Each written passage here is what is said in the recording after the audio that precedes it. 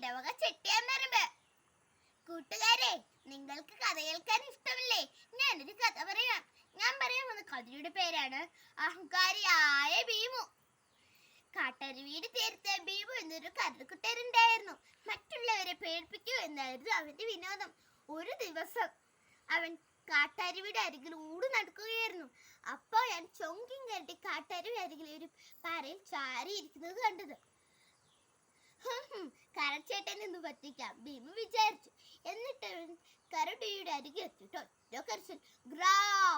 പേടിച്ചു കുറച്ച കരടി അയ്യാമ്മോ എന്ന് കരടി ചാടി എഴുന്നേറ്റു.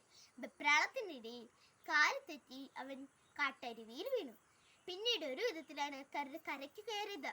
ദുഷ്ടാ, നീ ഇതിനനുഭവിക്കും എന്ന് പറഞ്ഞിട്ട് കരടി വീട്ടിലേക്ക് മടങ്ങി. പിന്നീട് ഒരു ദിവസം ഭീമു കാട്ടരുവിയുടെ അരികിലുള്ളൊരു ചതുപ്പിന്റെ അരികിലൂടെ നടക്കുകയായിരുന്നു. അപ്പോഴാണ് കൊക്കർ തവളയെ കണ്ടത്. അവൻ കുളക്കരയിലെത്തിയപ്പോൾ തവള പറഞ്ഞു, ചേട്ടാ ഇങ്ങോട്ട് വാ, നമുക്ക് നീന്തി കളിക്കാം. ഭീമുവിന് അത് പിടിച്ചില്ല. എന്നെ കളിയാക്കൊന്നോടാ. ഭീമു ചതുപ്പിലേക്ക് ഇറങ്ങി. പക്ഷെ ഭീമുവിന്റെ രണ്ടു കാലും ചതുപ്പിൽ കുടുങ്ങി. അയ്യാമോ എന്ന് കരഞ്ഞു. അത് കണ്ട് തവള പറഞ്ഞു, മറ്റുള്ളവരെ പേടിപ്പിക്കുന്ന ശിക്ഷയാണിത്. പാവം കരടി കുട്ടൻ നാണിച്ചുപോയി. പിന്നീട് നല്ല കരടിക്കുട്ടനായി ജീവിച്ചു.